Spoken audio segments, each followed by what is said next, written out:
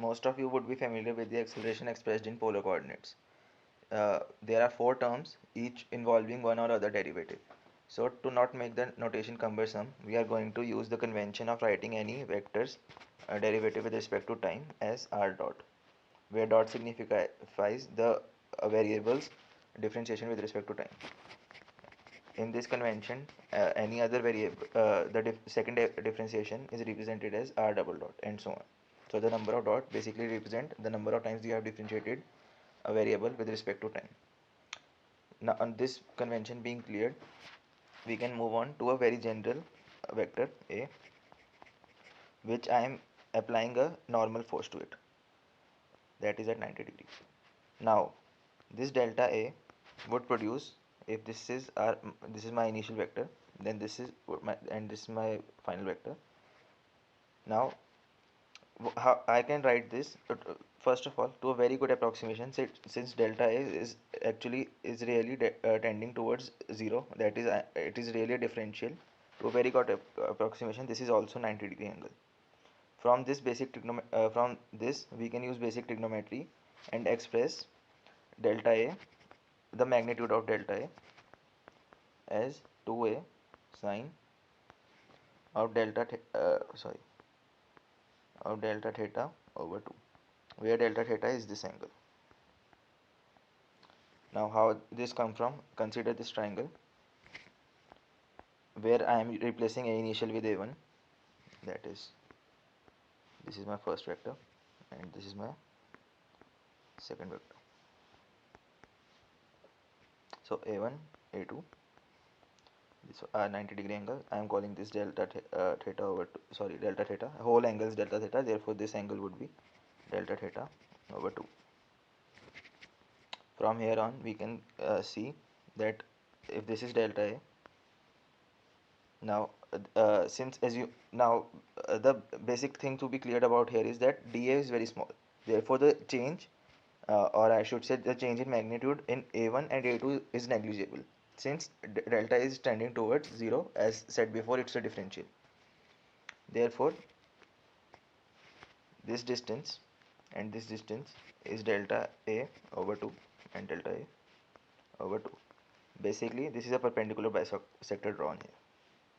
From here, we can see that if this angle is delta theta over 2, then the sine theta multiplied by A1, that is, basically it does not matter. So here A is the magnitude of A vector. So just to make it clear, A1 vector's magnitude is A. It can be shown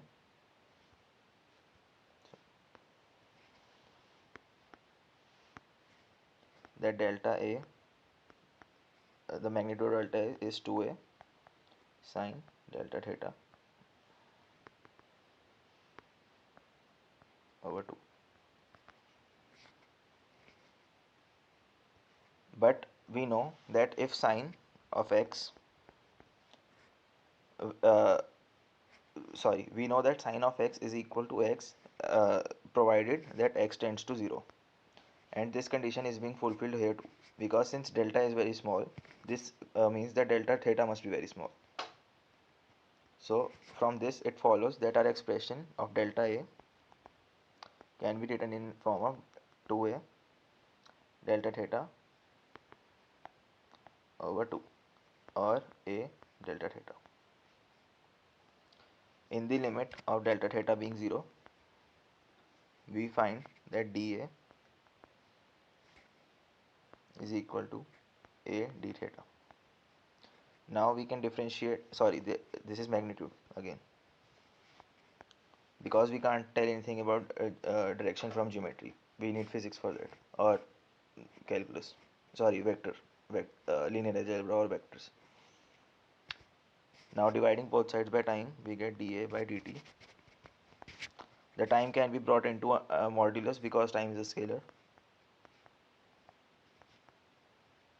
This is our uh, this is the case of a general vector uh, being changed in the direction perpendicular to it.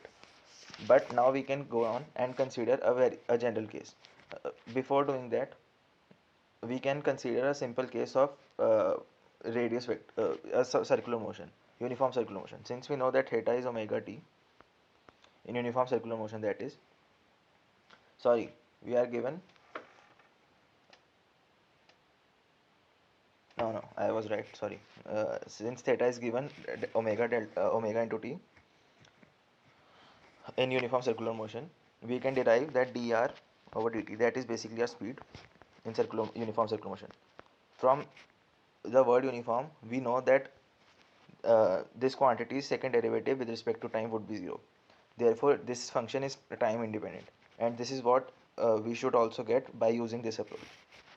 So we are going to use A. Now what is A? A is basically our radius vector, times d theta by dt. Putting theta as omega t, where omega is a constant, we get r omega, which is a familiar result in uniform circular motion. V is equal to r omega. Alright, but since though we used a general vector A over here, we considered on a very specific case of the vector being rotated by 90 degrees. To generalize that, consider another vector and another change in vector. So again, if we take A1, which is being changed in this direction this time, in direction of delta, sorry, this vector is delta A. I should this is our A2 vector, this is delta A. Alright, now we can resolve delta in another two components. So basically this one vector and this one. If I denote this vector as delta A, now this might seem confusing, but it actually makes sense. What I am basically doing is I am breaking delta A, so I am writing delta A. Now this delta A, all of the calculations that we are going to do is in terms of this vector, because this is our base vector, and as I said before, the change in A1 and A2 is very negligible because we are considered differentials. Therefore, what I am writing is delta A, which is perpendicular. Now I am not going to write anything else. Basically, I have said that we have taken delta as component which is perpendicular to A1. So delta A is basically shorthand for saying that component of delta A in perpendicular direction to A1 vector.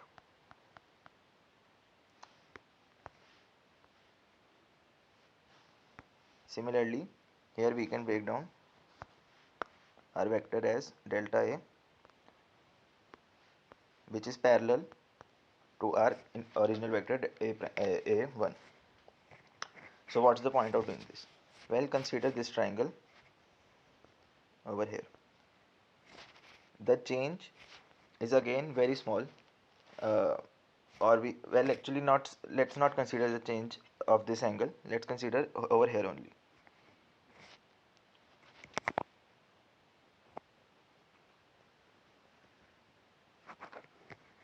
No, sorry, we have to consider over here only, because if we do it this way, then we wouldn't be able to relate this component with this component, and that would create problem. Now if we consider this again, if theta is small, which is the case, usual case, which basically means that when we are applying a force, the force is applying in parts. That is, first a force is applied into some amount dt, then another dt, and then when we all integrate those all contributions by dt, we are getting the original force. So this is a very physical thing to do, which basically states that uh, the force can't be applied in a single instant. We have to take differentials in order to make a physical sense out of a given condition.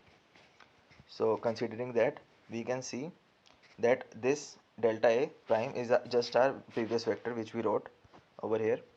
In this case, basically our delta A was the one which was perpendicular to initial vector A1. Therefore, I didn't bother to write a perpendicular sign upon here.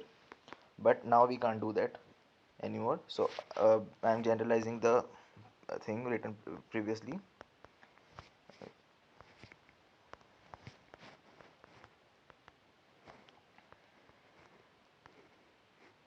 This is the familiar result which we derived just before.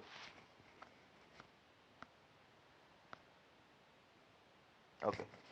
Now considering the parallel component, we can see that if theta is essentially small, then we can use the approximation that cos theta is equal to 1 as provided theta tends to 0. Therefore, delta A parallel, magnitude of delta A parallel is basically our this vector delta A. Differentiating with respect to time, we get delta A parallel. Actually, I should now start using differentials. Therefore, dA parallel upon dt is equal to dA by dt. So, summing the results, we found out that delta A, sorry, again I should use differentials, dA by dt is equal to dA by dt plus A d theta by dt. Now this would seem very strange to you that we are writing both sides we are equating one thing on both sides and we are adding one more thing. Basically, we are saying A is equal to A plus B, and we are also stating that B is not 0. That is because the way I have written this equation, it really does not make any sense. But we should consider that we are really talking about differentials of parts. Therefore, writing this equation in this form is not really correct. Basically, what I have done till here is written this in the form of scalars. But when I am writing this equation, it is not a scalar. I have to add a vector to it. Therefore, in the limit that dA theta tends to 0, this becomes an exact expression, and there should be no skepticism accepting this relation, because uh, that is that because as I said in the starting of the video, if you are familiar with calculus, then this would not be bothering you. So moving on, if we apply all of this tool is developed to our physics problem of polar coordinates. First of all, we are going to write the basic thing about polar coordinates, which is r square is x square plus y square. And since we are considering a vector r, if we break down it into components with respect to x and y axis, Cartesian coordinates basically. So here is our polar coordinate superimposed on our Cartesian grid. This is our vector r, this is x, and this is y. Therefore, we can see that r vector is equal to x cos theta I cap plus y cos theta j cap, where j and I are respectively unit vectors in direction of y and x axis.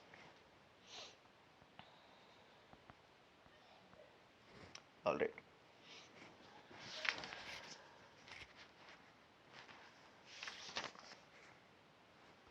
Now, if we go on and differentiate this expression, which you can do easily, we'll find that actually, sorry, I should have stated something else, because this is really a vector and we should not consider vector over here because it would complicate the things, especially because first of all it is not in polar form, it is Cartesian form. So if we write this vector in Cartesian form, we'll get this is equal to some constant k times r hat, which is this vector basically, unit vector in this direction r cap, and a theta cap which would be in unit vector in this. I am assuming you all are familiar with this, that's why you are watching a video about acceleration on polar coordinates. Now r is equal to some constant k r cap plus some constant phi theta cap. Now what I am going to do is set this to a unit vector. Basically I am evaluating unit vector r cap and theta cap, because any vector is made up by some constant multiplied some scalar multiplied by the base cap base vectors of r and theta. Therefore if we just talk about these, we'll be fine, and we can generalize this to r by just multiplying some constant. Now our r cap is similarly defined over here. See, this angle is theta because this is parallel to this, therefore by basic geometry we can say this is theta. Therefore r cap is defined as cos theta. Now again there is no x direction because it would complicate things, and over here we are not relating the components of Cartesian with respect to that. Sorry, actually we are relating, but what I mean to say is that whatever the x component would be over here, we are assuming it to be 1, just not to complicate the algebra. You can do the general case by applying some variable over here and the result would be same, just the math would be a little bit lengthy. So in I cap direction plus sine theta j cap direction, and similarly theta cap is equal to minus sine theta I cap plus cos theta j cap. Now just a heads up that r cap and theta cap are really the functions of theta, because if you see, if our r cap is in this point, we can only describe its magnitude in terms of its length. We can't say anything about its direction. Therefore we need the component of theta. So r cap and theta cap are really the functions of theta. This thing is not important until we are going to differentiate this and make sense and try to make sense of the results we get. So as you can look it up at any standard textbook, the results are basically now I'm not trying to attempt an intuitive proof over here. I am going to do it in a few minutes, but before that I am just going to tell you what calculus says.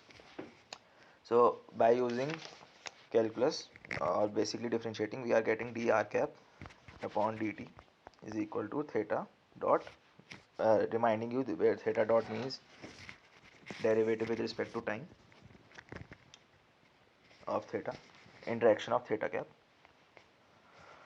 and d theta cap over dt is equal to minus theta dot r cap. These are the results that we derive from calculus. Now I am not saying that these are wrong, obviously they are not, but what I am saying is that they do not bring us any physical feel or any physical intuitiveness that why should this be the case. What it is saying is dr by dt is given by some constant, assuming that theta double dot is 0. Just for the moment, again what I am saying is valid for all cases.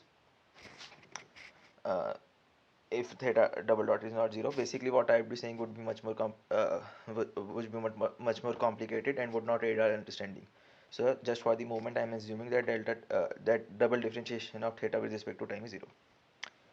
Now what this expression is saying that r cap is dependent upon theta, and theta cap is dependent upon rate of change of theta cap is dependent upon r cap. When I first saw this expression, this seemed a bit circular to me, because it is saying that r change of r cap is dependent upon theta cap and change of theta cap is dependent on r cap. So I was thinking that how can we define r cap, because if we are defining r cap, then we need theta cap, because this is implying that for r cap we need theta cap, and for theta cap we need r cap. So for r cap we are needing theta cap, for which we are needing r cap. So this seemed very circular to me and made no sense until I realized this thing, that r, sorry, where I did that, I think I is just to already I'll write it again, that r cap and theta cap are really the functions of theta. That is, this thing and this thing are specified by some other function theta, which is usually written in some other terms completely else, in some form of time. So in general case, these are functions of time and they have nothing to do with r cap or theta cap with each other. Also, another thing to realize is that these are changes in dr and changes in d theta. Therefore, if theta cap and r cap are specified completely by some other external variable, be it theta or be it time, whereas changes in r and changes at theta are defined in these terms. Since we have already established this, that this is defined and this is defined, therefore it follows that if we are defining d r cap by dt and d theta cap by dt in these forms, then it is also specified. So there is no circular argument over here. Alright, now this was the derivation that we got from calculus. Now to make this more intuitive,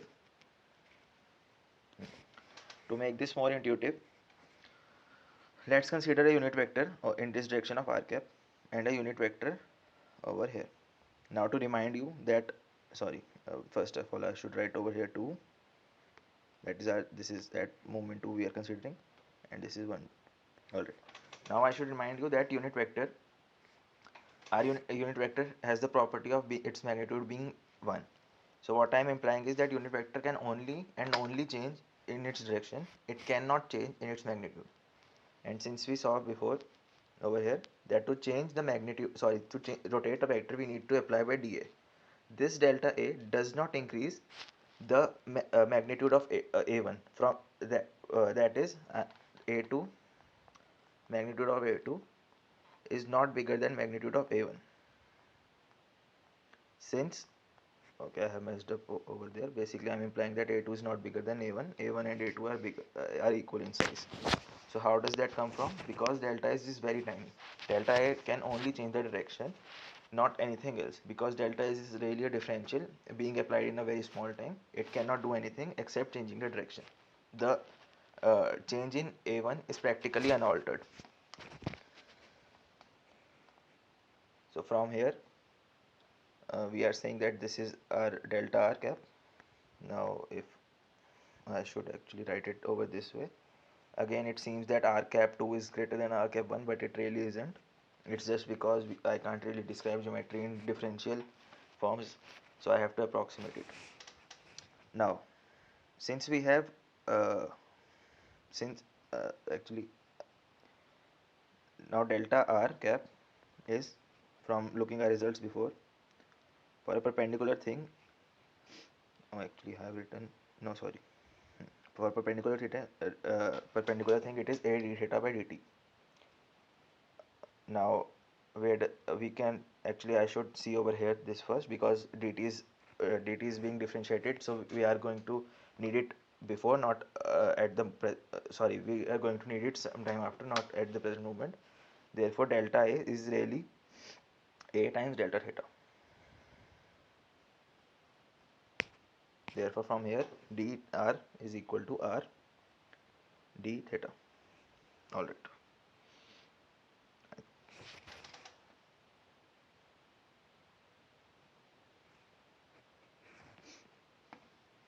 I think I have made a mistake over here. Yes, because I am considering this perpendicular thing, not this. I had must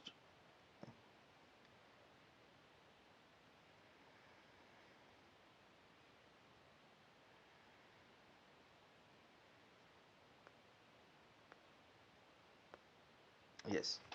So basically I haven't made a mistake. I had just in formula I had a mistake in my conceptual understanding.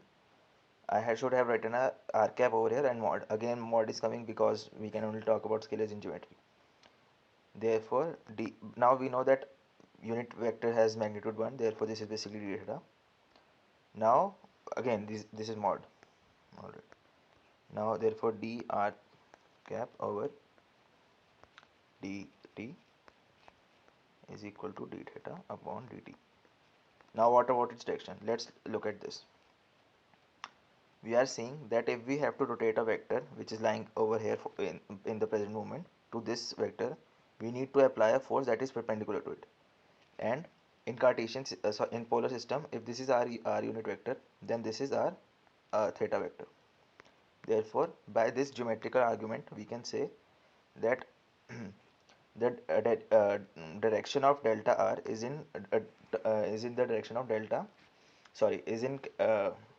direction of theta cap. Therefore d r cap by dt must be also in the direction of theta cap. So r cap dot is equal to theta dot into theta cap. this result is in agreement with the result that we got from calculus over here, just by basic geometry. And this result also gives us a physical picture, a mental picture to imagine what delta r really means. It is saying that if we have a vector over here, we have to rotate it over here such that its magnitude doesn't change, we have to apply a perpendicular force to it.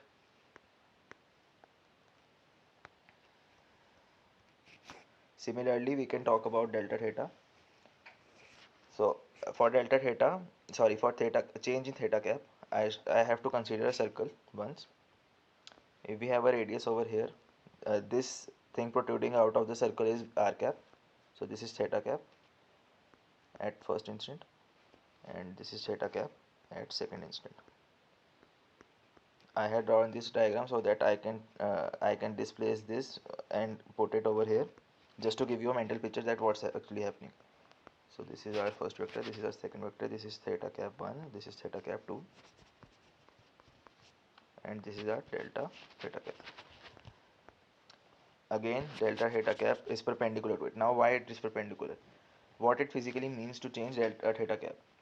We are basically saying that we have a vector over here and now a vector over here, and we are going to, and we are uh, rotating it perpendicularly. Or in other words, we have a vector over here which, and some other vector which is perpendicular to this vector.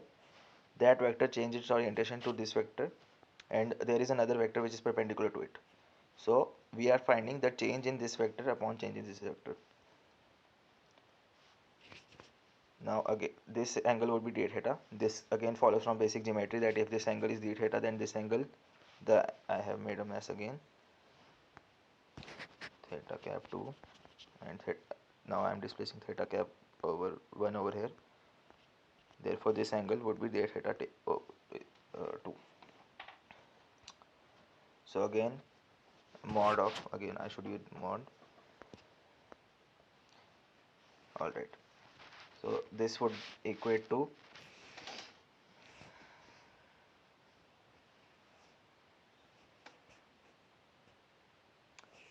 theta cap mod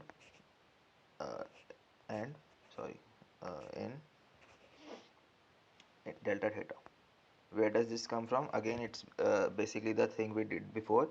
We are taking the arc length. So if this is our delta theta 1, this is delta theta 2, our radius vector has done change, so this would be the arc, infinitesimal arc approaching the tangent. Basically, I am again talking about how this approximation is valid. So by this we can say that delta theta cap is equal to delta theta, because this is basically 1, since the magnitude of unit vector is 1. Now differentiating, again we get delta theta cap is equal to mod, I should put mod over here, theta dot. Now what about this direction? Well, we can see from this thing, okay.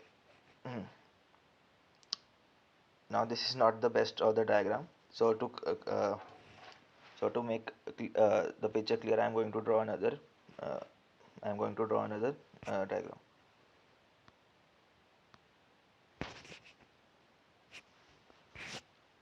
If our radius is pointing it this way, we have theta cap 1 over here, and let's say we have displaced over here, so theta cap 2 is over here. Therefore theta cap 1, theta cap 2, and this is our delta theta cap. From diagram it is clear that it is in the anti-parallel direction to radius vector. Therefore from here we can say delta theta cap dot is nothing but minus delta theta dot, sorry, not delta, minus theta dot r vector. Again, it is physically clear that what we are doing is basically to change. Okay, so now I should give a physical picture over here. We are saying that if we have a particle going in circular direction at this moment here, we want the particle to go over here, let's say. So we need to push the particle in this direction such that its velocity changes and it turns around. This is what basically we are doing. Now to turn the direction in this way, we have to apply the force which is in the direction anti-parallel to radius vector. This is what this equation says. Again, it is in complete agreement with the one that we derived from calculus.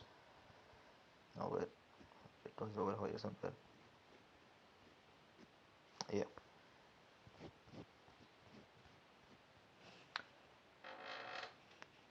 Now, what is velocity? Velocity is basically dr vector over dt in direction of.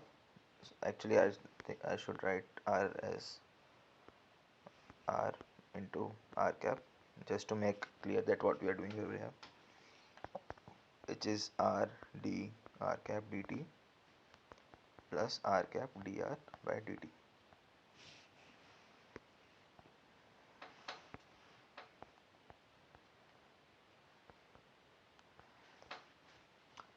Now, substituting our results that we derived from earlier, we can say that this is r cap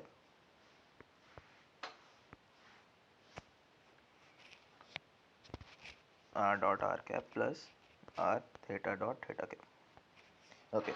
Now at this point, this expression again seems quite mathematical. So let's look at what it is saying. It is saying that we have a vector r, because change in r upon change in time is v, which we are evaluating at the moment. That changed its direction over here, and this is now I should.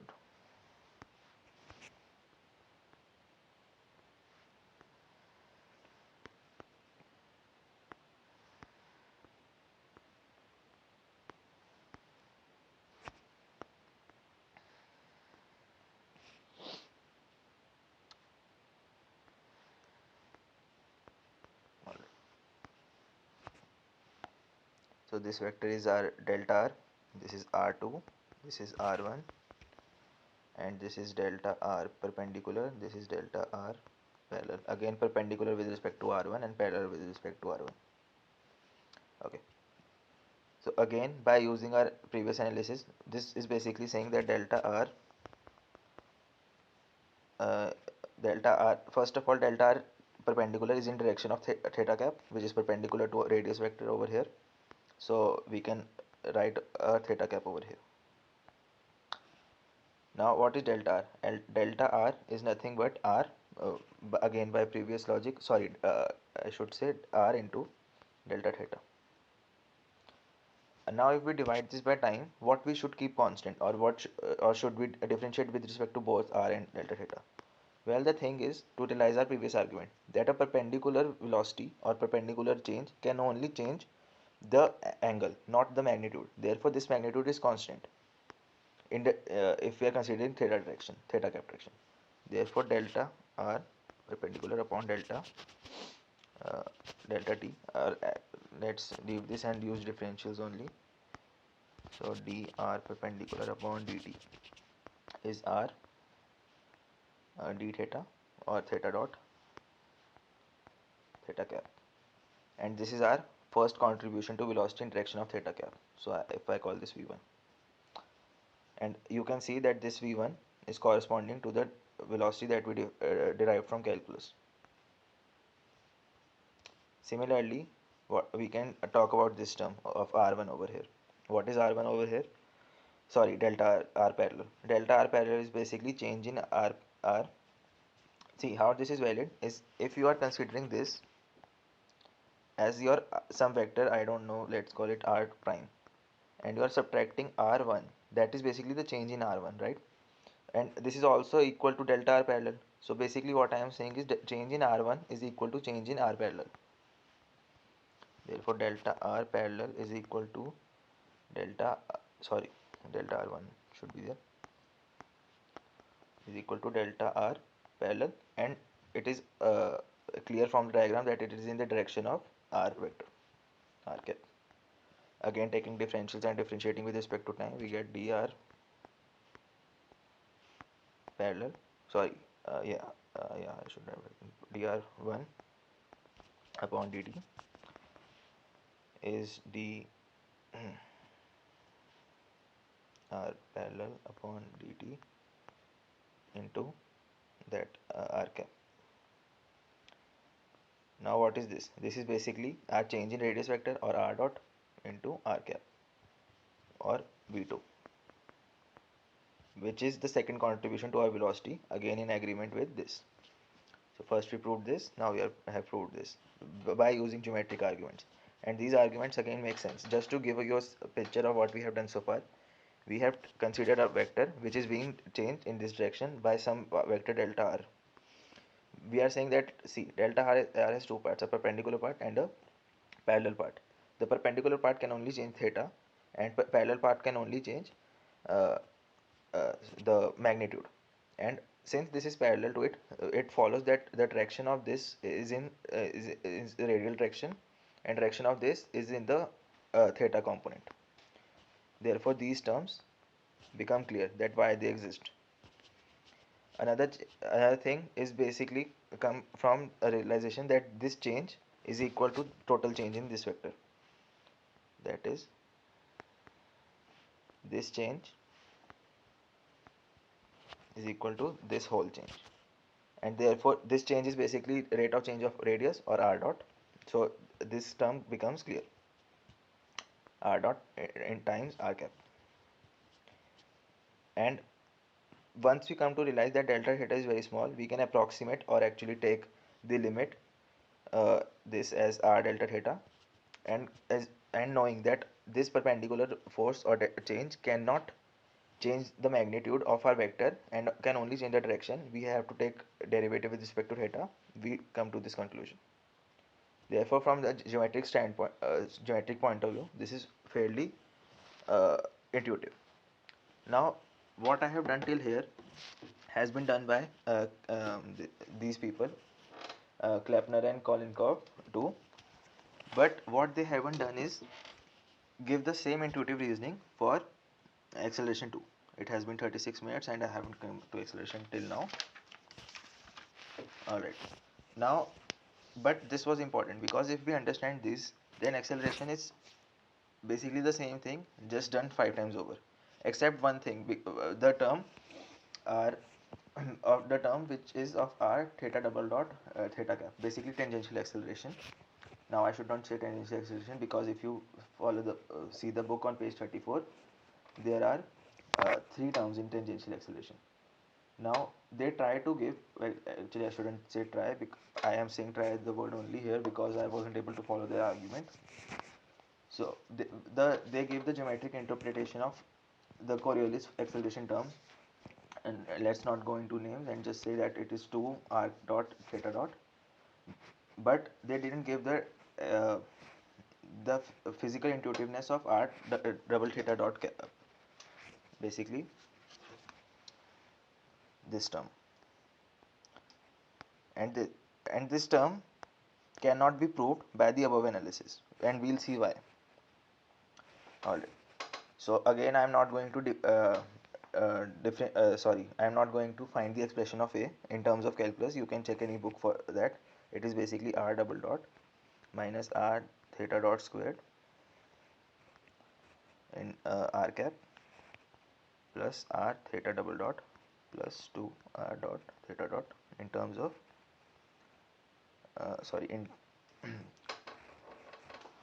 in direction of theta cap. Now what we are doing, just to give some names, this this is our acceleration in radial direction. This acceleration is called centripetal acceleration, and this is called Coriolis acceleration. Alright, now again we are going to derive this whole using geometric and nothing else. Now this is where the whole point of video lies in. After 36 minutes, I know, but this is the main crux of the video.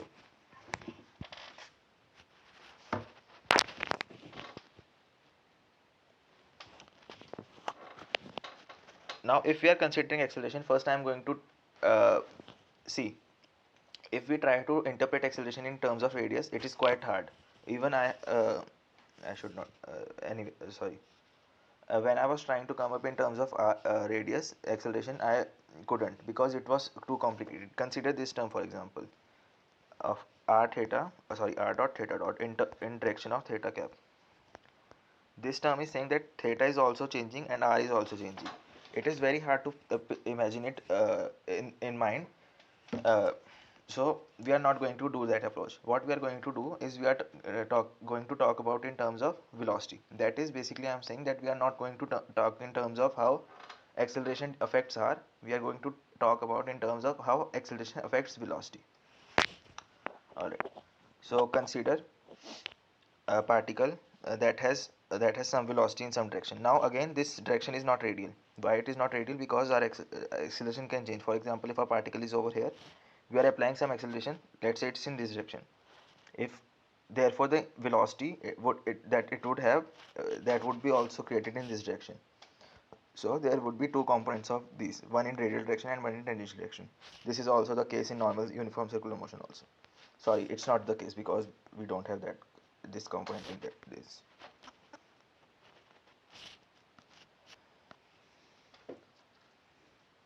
So establishing that the velocity is not always in direction of radius or in theta direction, theta cap direction.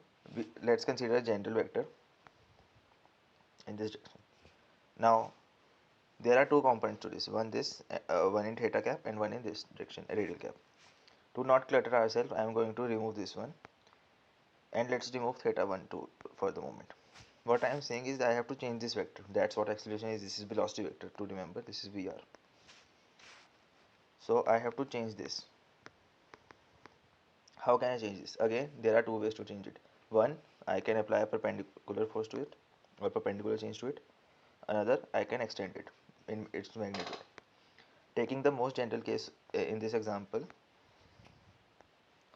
this is our VR1, our first radial velocity vector. This is our second radial velocity vector, which came from the change. Alright.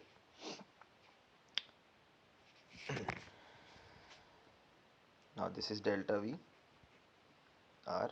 Okay, I am going to clutter this diagram too, so let me make it a little big.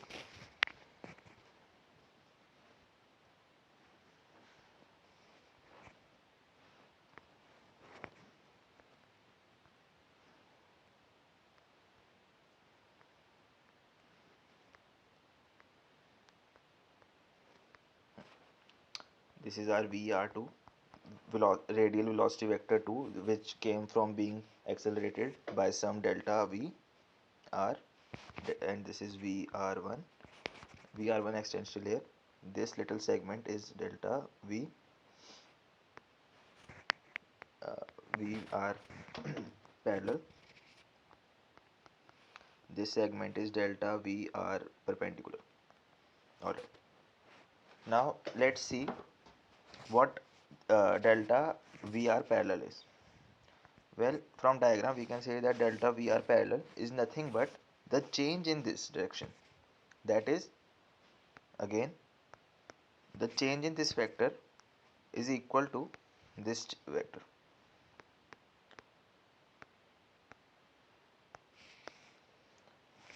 So basically the magnitude of change is delta V R. Oh sorry, I should have written over here. No, okay. Sorry, I wasn't making a mistake. Is delta V R1. Therefore, from this it follows that delta V R parallel dot is equal to delta V R1 dot. This is our first acceleration contribution. There are total 5 accelerations, which is equal to R double dot. Because see, why R double dot come from? VR1 is nothing but our radial velocity, that is this thing. This thing, our radius is basically changing up and down like this. So from here we can say it is R dot, and it was R dot before, and we are double dotting it. So R double dot, and its direction is clear from radius that it is in radial direction. Alright. So far we have discovered or we have derived one term, R dot, R double dot, this term multiplied by R cap vector. Alright. Now what about R parallel? This thing. Sorry, R perpendicular. Change in VR perpendicular is again nothing but change in V radial direction, that is perpendicular direction. So by using our all the arguments develop till we can write this as VR1 delta theta. Again, this is a constant because as told before, a change in tangential direction can't change the magnitude of the vector. Therefore, if we differentiate this, delta VR parallel is equal to some constant VR1. Oh, sorry, I shouldn't have written dot over here. Delta theta dot, now dot will come. Why here? Again, because this is just a constant. Now this is our second contribution to acceleration, which is VR1. Now remind you to what VR1 is. It is basically delta R. Sorry, I meant to say it is R dot in theta dot. And what is its direction? From diagram, it is clear that it is in theta cap direction. And this is our second contribution to acceleration. And you will realize that this is our first contribution to the Coriolis acceleration over here. We just derived that R dot theta dot in theta cap direction.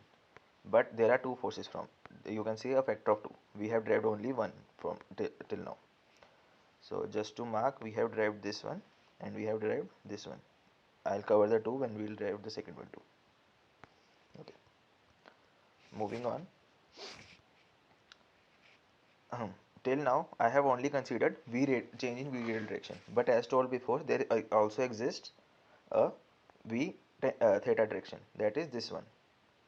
Just to give you a picture, it is going to be a very cluttered one, but just wait till I explain. Basically, we had initial vector, some change in initial vector, which I am not going to describe, but I am going to write its component. We have VR1, we have VR2, we have v theta 1, that is the initial vector that was being pointed, that whose component was in if there was this initial vector, one component was r wala, in r direction, r cap, and one is in theta cap. The change in theta cap and the components of the changes. Okay, I have here and these. There would be 10 lines and so on, but I am not going to write it in this way because it would clutter all over the screen. So just I am telling you, well, I am reminding you of that there also exists a v theta component. So this is v theta, again v theta 1. I should extend this a little bit. Now this may seem to you that why I'm making this one bigger than this one when an acceleration can also create a smaller vector and so on. But again, these all things don't matter because we are not doing geometry, we are doing basically we are taking differentials. So any method you choose, all would be valid. And this is the change. To label it, this is v theta 2, this is delta v theta. Okay, I have done it wrong, I have cluttered again.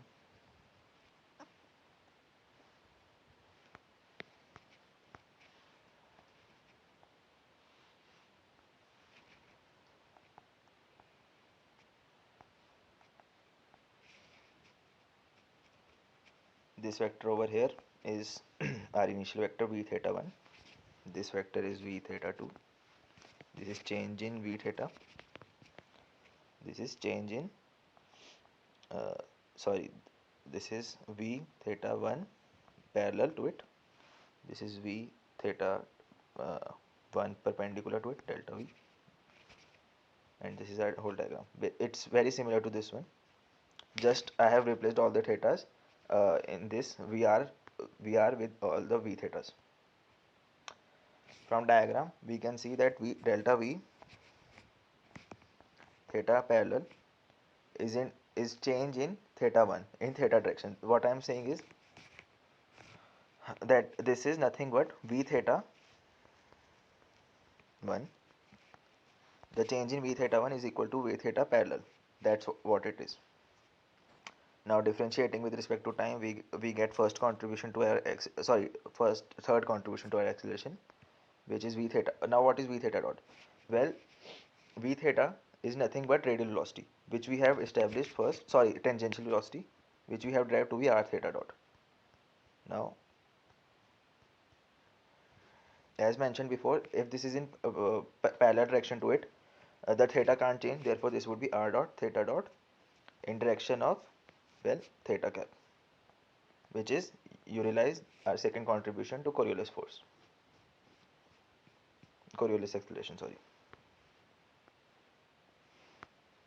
Now we are left with two terms. So delta V theta parallel, perpendicular. Again, by looking at diagram and following all the arguments we had made so far, this is delta so, delta V R1. Now this is again a constant because again parallel component can't change the magnitude, delta theta. Oops.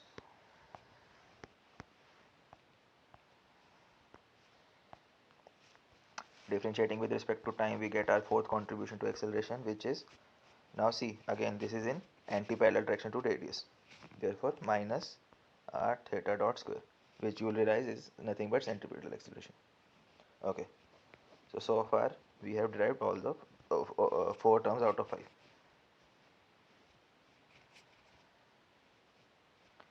Okay, but what about this term? To bring it out, a5, which is r theta dot, sorry, theta double dot actually, in theta direction. What about this one? Well, we have taken all the components of all the changes and we have changed and we have produced that how they can be changed. From that we have been successful to produce only 4 of the components of total acceleration. And this is the point. You can try to you can try and derive this component by using the diagrams that we have been following till now, but you can't. And the thing is to realize that this component has r in it. It does not have r dot. What I am saying is this component does not has any velocity, and all our diagrams has velocity. If our velocity is 0, these lengths of triangles are 0.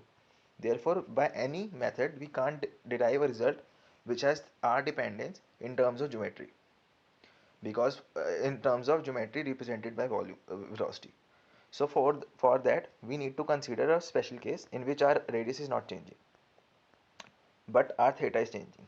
So you will realize that v here is nothing but r theta dot. Alright, now we can write this in terms of that r radius, sorry, we can write in terms of velocity, r v1 over here and v1 v2 over here. Again we realize that acceleration can't, sorry, velocity can't be changed. v2 is equal to v1 because it's a constant. Sorry, I didn't mean to say constant. I meant to say that r is constant over here. Velocity isn't constant, because if velocity would be constant, then acceleration would be 0. v1. Now, since our r is constant, the acceleration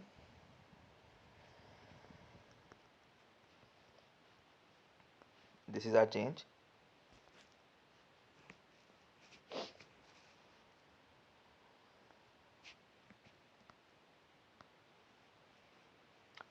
I should have written a theta cap over here.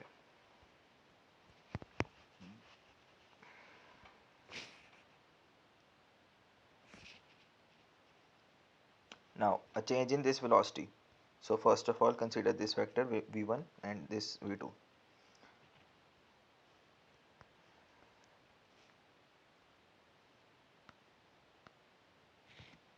Okay, all right. Now, what would be the change in this? The change can only be in this direction. This time, this is parallel to the, sorry, perpendicular to this. This can't be in this direction because that would, the change I am talking about, delta v, because that would imply that it has 2 further components on its own. But this can't be case, because if this were the case, then this would be changing. But this can't be changed because this is in direction of radius, and to change in radius we imply that r dot is not 0, which can't be the case, because our whole point of deriving this separately is to assume that r is a constant. Therefore, the only change in this direction, which is theta, sorry, in theta cap direction, and therefore it is easily provable by by following all the arguments that developed so far, that a5 is nothing but r theta dot theta cap, which is our fifth contribution to acceleration.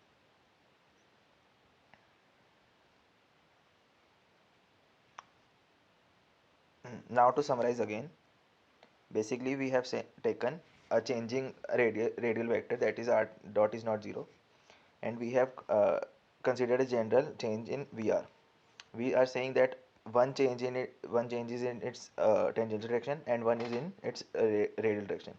From that we are able to derive these two terms of r dot r cap and one contribution to Coriolis effect. The second is derived in similar way of v theta cap direction. From here we derived another contribution to Coriolis effect and one centripetal. The fifth term, however, cannot be described or derived from the above argument because those above argument implied that r dot is not 0. Therefore, we constructed another special vector, and we were able to derive this in the following way.